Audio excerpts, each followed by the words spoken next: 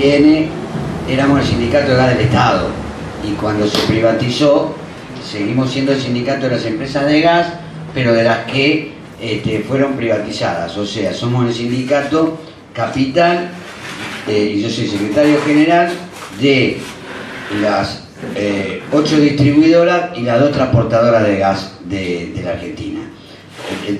Digo esto primero para aclarar de qué somos, y segundo porque, bueno, el sindicato de petróleo y gas privado, digamos, ha participado, algunos de ellos del sector de Pereira, en alguna discusión, y nosotros no tenemos que ver con eso, digamos. Dicho esto, me encanta venir a hablar acá con los compañeros, charlar, reflexionar. Me parece fantástico lo de la experiencia esta del libro, de la feria del libro.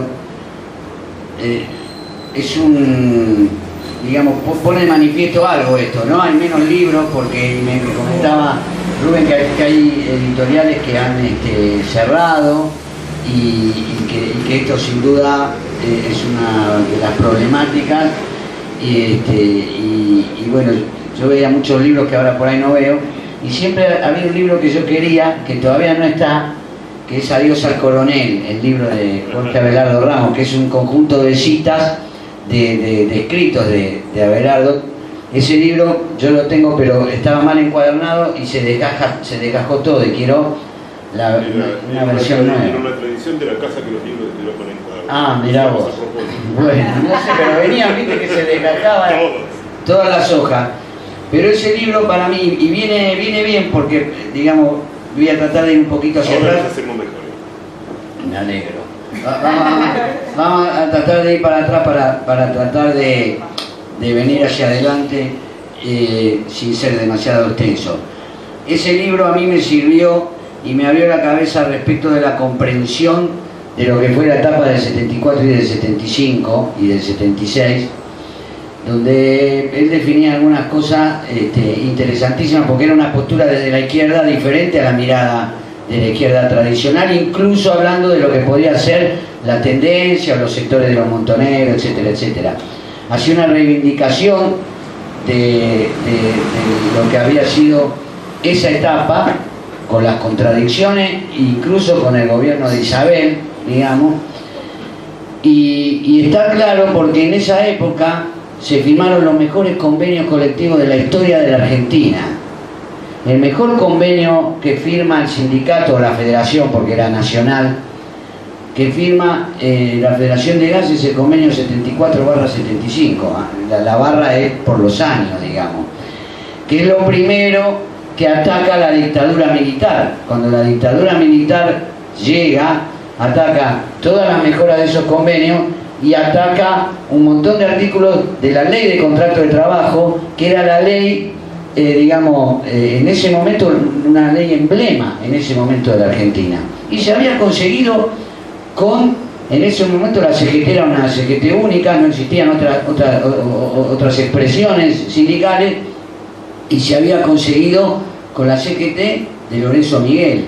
Digo esto, y que fue además la CGT que le hace el paro de 72 horas al gobierno de Isabel, y se lo echan los Perrega y da por tierra con el plan económico de Celestino Rodrigo, que era un plan parecido a esto, digamos, con lo que tenía que ver con la coyuntura, pero era, digamos, apuntar a reducir el gasto del Estado, aumento de tarifa, etcétera. Este por supuesto está mucho más sofisticado, pero básicamente, y apunta a destruir las conquistas laborales, como lo que expresaba la compañera. Siempre a lo largo de nuestra historia, el sujeto histórico es la clase trabajadora, ese sujeto histórico para la oligarquía y ese sujeto histórico para el proceso de liberación nacional. Y es digamos, a lo que vienen a tratar de destruir. Ya desde antes, ¿no? Desde antes del 76, incluso desde antes del 45, lo que el 45 produce y el peronismo produce es una clase obrera que encuentra una identidad política, que es lo que tenemos que recuperar, me parece, en este momento. Necesitamos recuperar la identidad política. Y con esto no estoy diciendo que el kirchnerismo no haya tenido identidad. La dio, por supuesto, y fue un avance importante, pero me parece que es necesario redefinir esto que hablaba la compañera, ubicarnos otra vez a la clase trabajadora como columna vertebral. Y yo creo que se frenó la ley, y fue importantísimo, y fue un avance, porque se frenó el avance del gobierno oligárquico de Macri. Digo gobierno oligárquico, que me gusta que la compañera lo exprese así, porque nosotros tenemos una excelente, vino acá Pimpi Colombo, tenemos una excelente relación con el compañero Guillermo Moreno, y el compañero Guillermo Moreno lo definió desde el principio que este era un gobierno oligárquico, y algunos dudaban de definir como que este era el gobierno de la oligarquía, y está claro que es un gobierno de carácter oligárquico, y por supuesto que lo frenamos, y fue importante. Y fue un hecho que nos puso contentos a todos. Digamos, uno podría establecer algún paralelo con el 2001 totalmente distinto, porque coincido que hoy hay otras referencias políticas. El 2001 estaba todo cuestionado, y en ese cuestionar todo era complicado también porque no había organizaciones políticas, ni sociales, ni sindicales de referencia. Y entonces, ¿quién conducía eso? ¿No? Si bien era importante porque estaba el pueblo en la calle con su expresión más poderosa, el 20, sobre todo que el 19 más una expresión de la clase media de la ciudad de Buenos Aires, y el 20 es la expresión ya de una participación muy importante de todo el conurbano y los jóvenes del conurbano. Pero hoy hay referencia, pero falta la política todavía, me parece. Me parece que por eso nos ha ganado la derecha en las elecciones, y que por eso nosotros debemos reconstruir una experiencia, lo más complejo que es para el movimiento obrero, que es una experiencia de volver a tener una experiencia unitaria. En el mundo, de lo que se hablaba era de que había una única central de trabajadores en la Argentina, en Francia, en un montón de lugares. Después me corregirá vos, Néstor, que sos mucho más sabio en todas estas cosas, por ahí. No, bueno, pero la realidad, digamos, en el resto del mundo, incluso las centrales obreras se alineaban según su identidad política. Sigue pasando.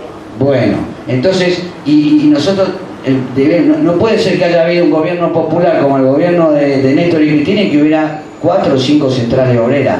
No significa que no va a haber división en el movimiento obrero, que no va a haber sectores que van a ser retardatarios y sectores que van a plantear avanzar más. Eso es histórico. Eso estuvo con la CGT de Hungría y la CGT de Bandor. Eso estuvo siempre con la CGT de Brasil y la CGT de Triaca, casualmente, digamos. Pero me parece que hay que tender a la unidad, y tender a entender que el proceso es un proceso complejo de avance y retroceso, que yo tengo claro y lo sé, que haber sacado el paro en la CGT es de una complejidad muy grande, porque hay sectores adentro de la CGT y que deben estar adentro, digamos, con todas las diferencias que tengamos, que no están jugando a favor de enfrentar esta reforma. Digamos, ¿no? Sabemos que hay gremios que incluso han bajado directivas a sus delegados y a sus cuerpos orgánicos de que no participaban de la marcha y del paro. Pero la historia del movimiento nacional está planteada así, contradictoriamente. Y el movimiento obrero y la CGT, digo como expresión más fuerte, más poderosa, sin desmerecer el resto de las expresiones, que por supuesto son todas valiosas,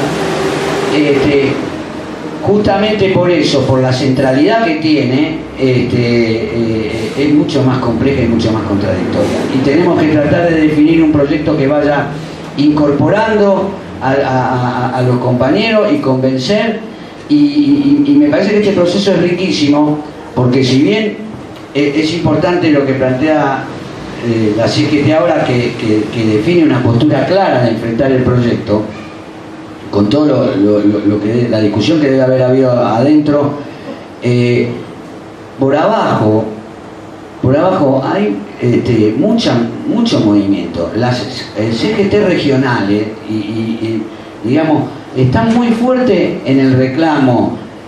Ahora, no lo van a hacer desde la acusación de los dirigentes, porque las CGT regionales son CGT de la región que responden a una federación o al gremio nacional. No esperemos, no les pidamos que salgan a putear a los dirigentes que están encabezando ese gremio, pero sí están presionando, pero sí empujan. Y si hay una camada de dirigentes nuevos que vienen empujando y que vienen pidiendo terreno, digo, Palazzo durante años estuvo abajo de Zanola. ¿Y cuántas cosas habrá tenido que bancar Palazzo de Zanola? Y bueno, llegó la coyuntura, llegó el momento y el compañero, que es el secretario general de Mendoza, hoy está al frente de la asociación bancaria y la verdad que tiene un rol importantísimo. Entonces a mí me parece que lo importante es entender que la situación es compleja, que no debemos estar en el plano acusatorio permanente, porque eso nos debilita. Yo recuerdo,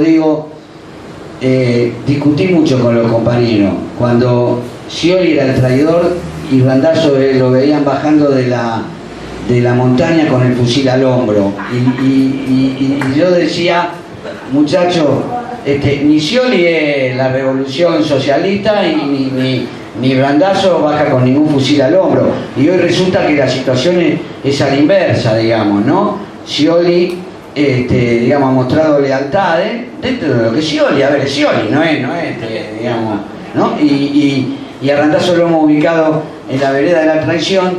Me parece que es necesario definir el proyecto, definir esto, digamos, frente a cada hecho, frente a cada situación, qué actitud tomamos. Y es en la práctica, como decía la compañera, en la práctica dialéctica permanente donde vamos a ir encontrando los caminos.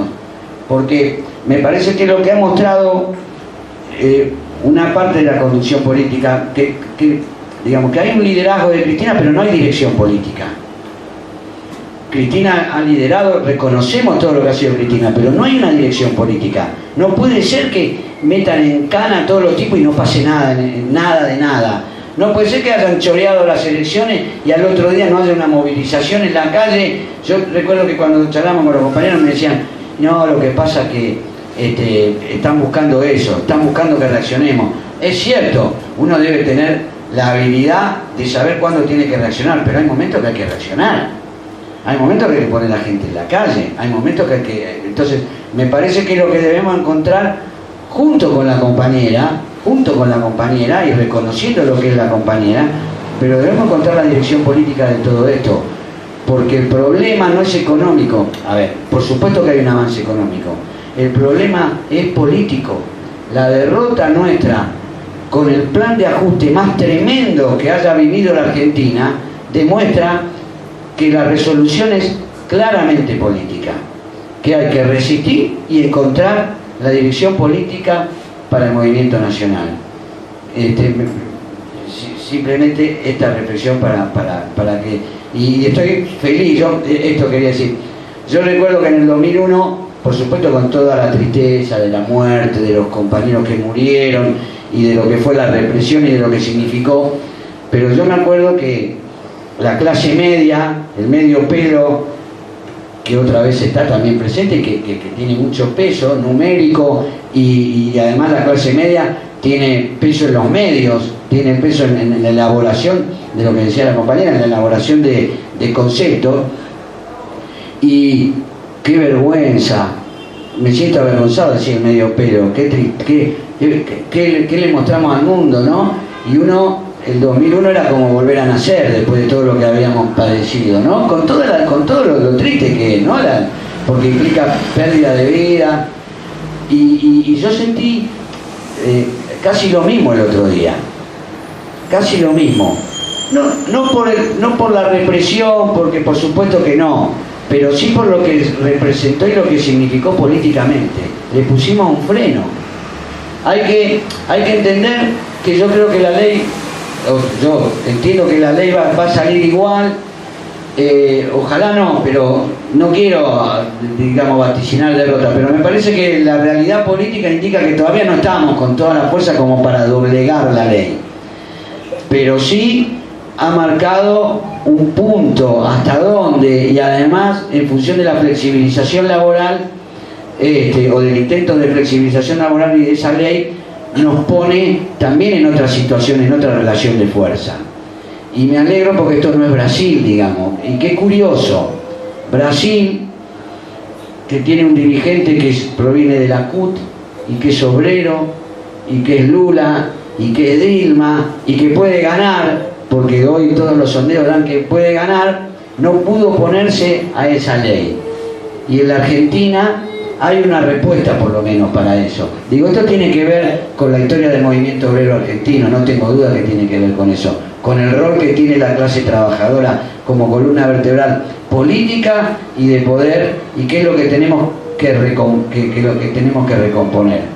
Y que este es el desafío, y que hay que trabajar por abajo y mucho, y por eso valoro mucho esto que hacen ustedes, que es abrir el debate y la posibilidad, porque yo creo que por abajo va a haber presión hacia arriba y va a obligar a tomar decisiones.